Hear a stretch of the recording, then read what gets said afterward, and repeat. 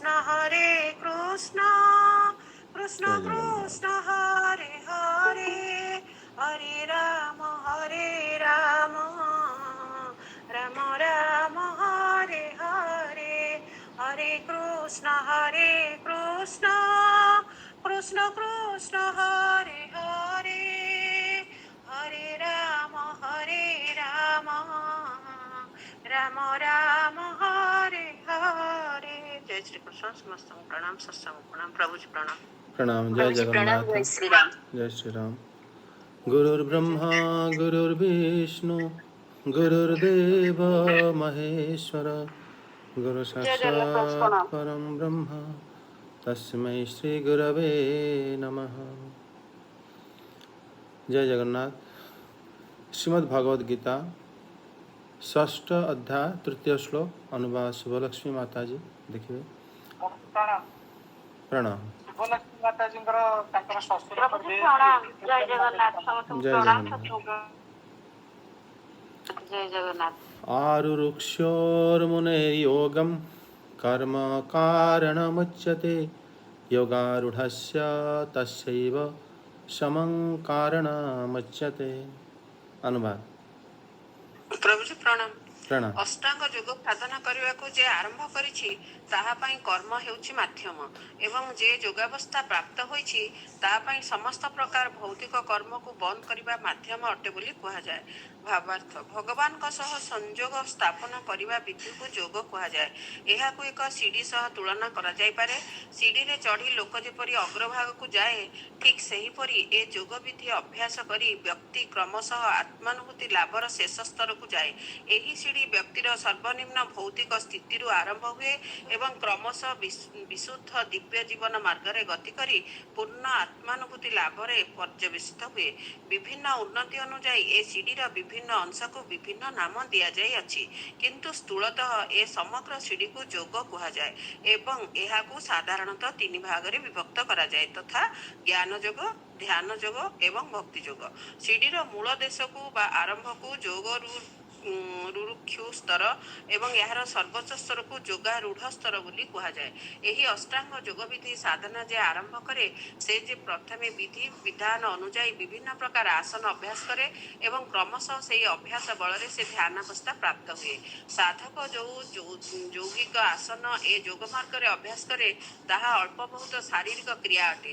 ପ୍ରାରମ୍ଭିକ ସ୍ତରରେ ଏ ସମସ୍ତ କ୍ରିୟା ସକାମ ଭୌତିକ କର୍ମ ବୋଲି ବିବେଚିତ ହୁଏ। ଏ ସମସ୍ତ କ୍ରିୟାର ଉଦ୍ଦେଶ୍ୟ ହେଲା ଇନ୍ଦ୍ରିୟ ସଂଯମ କରିବା ଏବଂ ମାନସିକ ସମତା ପ୍ରାପ୍ତ ହେବା।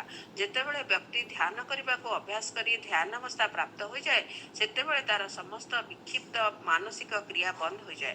କୃଷ୍ଣ ଚେତନାଶୀଳ ବ୍ୟକ୍ତି ପ୍ରାରମ୍ଭର ହିଁ ଧ୍ୟାନାବସ୍ଥାରେ ଥାଏ କାରଣ ସେ ସର୍ବଦା କୃଷ୍ଣଙ୍କୁ ହିଁ ଚିନ୍ତା କରୁଥାଏ ଏବଂ ସେ ସର୍ବଦା କୃଷ୍ଣ ସେବାରେ ନିଯୁକ୍ତ ଥିବାରୁ ସମସ୍ତ ପ୍ରକାର ଭୌତିକ କର୍ମରୁ ବିରତ ହୋଇଯାଇଥାଏ। ଓಂ ନମୋ ଭଗବତେ ବାସୁଦେବାୟ। ଓಂ ନମୋ ଭଗବତେ ବାସୁଦେବାୟ। ओम ହରି ଓಂ भगवते ପ୍ରଭୁ। वासुदेवाय। धन्यवाद माता जी। ए श्लोकरे श्री भगवान कहते योगम आरुरुक्ष जो माने जोगरे बा निश्चल ध्यान जोगरे आरूढ़ होगापाई इच्छुक बा से उठा इच्छुक कर्म कारणम कर्म ही साधन उच्यते एवं योगारूढ़स्य समः एव तस्य कारणम। जो माने योगारूढ़ हो सारी प्रथमे जो माने जोग करने चाहते से कर्म ही साधन एवं जो माने जोग रूढ़ हो सारी से माने सम एव तस्य कारण उच्यते। से माने विक्षेप कर्म को त्याग करी से माने से मुनि माने ही से भली साधन करि थांती। माने एठी श्री भगवान दुईटी माने अवस्था को वर्णन करिसेंती। प्रथम है जो माने जोग अभ्यास इच्छुक से माने निश्चल ध्यान योगी माने आरूढ़ हवापाई निष्काम कर्म करवा उचित।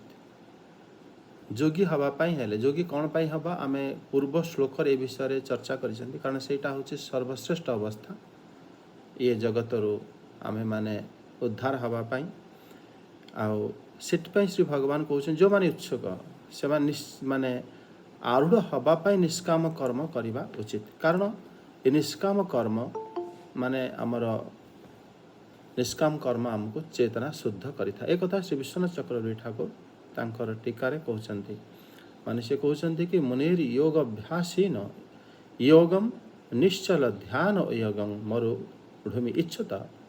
से माने तांको पाई से कहउछन्ति तदारोह कारणं कर्म उच्यते। से माने वास्तव रे तार कारण हैला से कर्म निष्काम कर्म को करिबा उचित। देखो निष्काम कर्म उपरे आमे केते अध्याय माने प्राय आमे पढ़िछन्ति कि श्री भगवान प्रत्येक कारणर निष्काम कर्म को बड़ माने श्रेष्ठ बोली कहिके से गान करछन्ति एवं से श्री अर्जुन देव को कहिछन्ति। एठी श्री श्रीधर स्वामी पाद श्लोक रे कहउछन्ति कि जेतेबेले जोगी सी माने जोग करिवा पाई इच्छा प्रकाश करिथाए कर्म जोगर अवलंबन करिबा ही उचित हे पड़े ता पाई।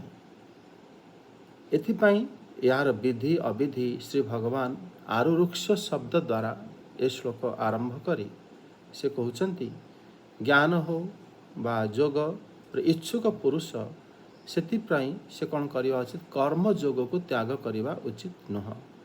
कर्म जोग को त्याग न करी, कारण यदि कर्म जोग से त्याग करदेवे ताहले तांकर चेतना शुद्ध हब नाही। आमे पूर्व श्लोक या सहित संबंधित थिला सेतळे श्री भगवान चेतना शुद्ध आमे केमिति करंती से विषय आमे भल भाव चर्चा करि सारिछन्ति। एठी आमे श्रीधर स्वामी पाद कहउछन्ति कि चित्त शुद्धि करत्वात् ज्ञान योगम मारूढ़स्य। यदि चेतना को शुद्ध न करा जाए ताहले सी कौनसी प्रकार जोग बा ध्यान इत्यादि से करि परिबो नाही। कारण से जिते अर्ध उन्मिलित नयन रे से माने ध्यान करिया को चेष्टा करिवे सेथिरे सबु प्रकार कामना वासना तांख सामना को आसिक पहुँची जीव। तेणु सी ता पूर्व निष्काम कर्म जोग माध्यम रे ही जड़े जोगी हो पारिबो। एक कथा स्वामी को भाष्य से कहउछन्ति। श्री रामानुजाचार्य पाद सी ए श्लोक रे माने संक्षेप रे कहउछन्ति कि एठी श्री कृष्ण जो मान जोगारूढ़ अवस्थार जो कारण कहिछन्ति एवं जोग रूढ़ एवं जोगारूढ़ जो माने आरुरुक्ष हेगल जो माने जोग करिया पई चाहउछन्ति, जोगारूढ़ हेगला जो माने जोग करि सारि छन्ति। तेणु एठी से कहउछन्ति कि यावदात्म बलकेन रूप मोक्ष प्राप्ति तावत कर्म कार्यम इति अर्थः। कहउछन्ति कि यावद आत्मा अवलोकन जे पर्यंत आत्म साक्षात्कार रूप मोक्ष प्राप्ति होई नाही, माने आत्म दर्शन जेतବେଳେ हो जाए सेतବେଳେ मोक्ष प्राप्ति हो जाए सेतବେଳେ आउ ई जगत तार कोनोसी कार्य न थाए। से सही अवस्थाटा को कहउछन्ति जे पर्यंत आत्म साक्षात्कार तुमर हेई नाही बा मोक्ष प्राप्त होई नाही से पर्यंत कर्म करिबा उचित। तेणु से कहउछन्ति यावद आत्म अवलोकनेन रूप मोक्ष प्राप्ति ही तावत कर्म कार्यम इति अर्थ। से श्री कृष्ण जगार कहउछन्ति जे पर्यंत आमर मोक्ष हो जाए नाही, जे पर्यंत आम संसार उद्धार होके चाली न जाइछन्ति बा जे पर्यंत आमर मोक्ष ए भौतिक जगत हो नाही बा आमे कहिबा बंची थाउ थाउ मध्य जे पर्यंत भौतिक जगत संपूर्ण रूपे आमर कौनसी प्रकार आसक्त नाही बा आमे बंची थिबा बा बंची था बा न बंची थांती, किंतु दुई अवस्था मध्य जे पर्यंत आमर भौतिक जगत रहिबार इच्छा बा कौनसी प्रकार कामना जे पर्यंत आमर संपूर्ण रूपे त्याग हो जाई नाही से पर्यंत कर्म करवा उचित, निष्काम कर्म करवा उचित। श्री सरस्वती पाद कहउछन्ति कि एठी जो जोग शब्द श्री भगवान आरुरुक्ष मुनेर योगम माने अंतःकरण शुद्धि वैराग्य को से जोग कहते। कुछ कहते यही स्वरूप जड़े जदि जोगी आरुरुक्ष आरूढ़ होवाई इच्छा करे, आरूढ़ होवाई इच्छा प्रकाश करे माने से आरूढ़ होई न थाए केवल इच्छा करि थाए सीए कौन करवा उचित ना कर्म माने भगवत अर्पण कर्म ए बुद्धि रे से शास्त्र विहित कर्म अनुष्ठान करवा उचित। कारण जे पर्यंत माने से एभली शास्त्र विहित निष्काम कर्म न करिवो ताहेले सी जोग आरूढ़ हो पारिबो नाही। कारण से इच्छा करुवा व्यक्ति मध्य सी निश्चित रूपे आरूढ़ माने निष्काम कर्म को त्याग करवा उचित नुह। शंकराचार्यपाद ए श्लोक से कहते कि एभली जो आरूढ़ हवापाई जो इच्छा करिथा से माने सबु प्रकार कर्म फल त्यागी पुरुष पाई से ध्यान जोग आरूढ़ होइथिबा मारी जो साधन को श्रीकृष्ण ए जगार कर्म कहीकि कहिसेंदे कर्म कारण मुच्यते माने आरुरुक्ष मुनेर योगम कर्म कारण मुच्यते तार कारण यदि तुम जोगी हवा पाई इच्छा करुछ तार कारण है कर्म से कर्म माने निष्काम कर्म तापरे से मध्य कहते कि जिते जिते आम कर्म करी चलिबा निष्काम कर्म सेते सेते आम इंद्रिय गुड़िक संयम करें ये श्री शंकराचार्यपाद यही कथाटा अलगा करके कहिसेंदे माने यावत यावत कर्मभ्य उपरमयत तावत तावत निरायासस्य जितेन्द्रिय सचितं समाधीयते से बड़ा स्पष्ट भाव कहते कि जेमिति यावत यावत कर्मभ्य उपरमयते जेमिति आमे कर्म करि चलिथिबा निष्काम कर्म सेते बेले आमर इंद्रिय गुड़िक धीरे धीरे धीरे धीरे बड़ा संयम हो जाए एवं ये जो इंद्रिय संपूर्ण संयम हो जाए सेते आम जोगारूढ़ अवस्था को मध्य पहुँची जीवा ता कारण जोगारूढ़ अवस्था पहुँचवाटा ही आमर वास्तव में ये जीवन लक्ष्य कारण महाभारत से गोटे श्लोक कोट करी कहते कि नैतादृशं ब्रह्मण्य स्याति व्यतिंग यथैकता समता सत्यता च शीलं स्थितिर्दंड निधान मार्जवम ततसत्त स्वपरमः क्रियाभ्यः महाशांति पर्वर श्लोक से कहते कि माने जो माने वास्तव में मुख्य कामी से माने सबु बेले तांकर मन बा तांकर आचरण एमिति हो जाए था कि से माने कौनसी प्रकार धन तांको इच्छा आउ न थाए से माने एकता समस्त को एक मने करंती सत्यता समता एवं शीलता मान सहनशीलता सब इंद्रिय गुड़िकर बेग को से सही नियंती स्थिति अहिंसा आर्जव ये सबू क्रिया गुड़िकर से उपराम हो जाती कारण से आउ कौन प्रकार बाधा जगत करें ना माने एठी श्री भगवान जो आरुरुक्ष मुनेर योगं कर्म कारण मुच्यते जोग को आरंभ करिबा पई तमे जोग क्लास जॉइन न करी प्रथमे घरे किभली भाव रे निष्काम कर्म आरंभ करिवो जहाँ कर्म तुम भगवान को दयारु हमको मिली बिना कामना रे कर्म केवल जगतर कल्याण पाई ही करिवो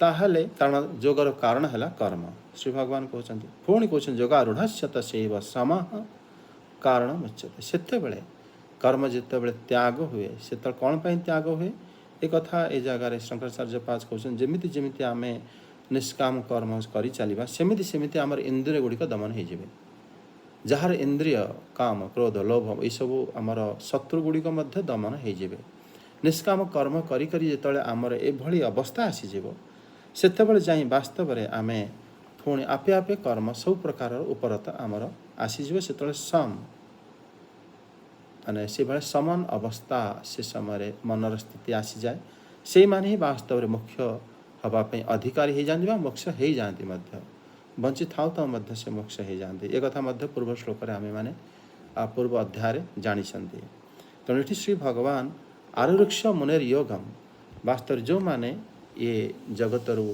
उद्धार हवापाई निजे जोगी हवापाई इच्छा व्यक्त करुछंती से मानक पाई श्री भगवान यही भाव में आमर सब महात्मा मान को व्याख्या करिसेंती एकु आमे माने निश्चित रूपे जीवन रे निजको एथिरे आमे विचार करवा उचित और ये रास्तार जीवाई आमे दृढ़ संकल्प हवा उचित। जय जगन्नाथ। हरि।